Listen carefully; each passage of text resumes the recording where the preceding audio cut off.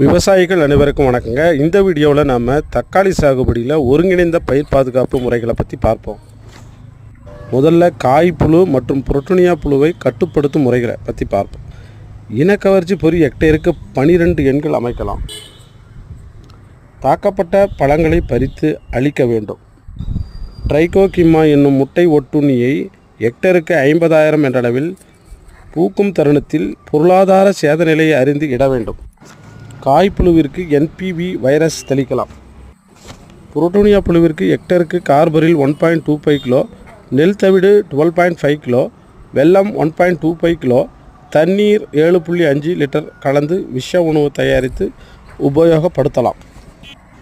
அதேபோல் வேர்ப்புழுவிற்கு கார்போபியூரான் மருந்தை 1 சதுர மீட்டருக்கு 10 கிராம் என்ற அளவில் விதைக்கும் போது இட வேண்டும். நன்றி.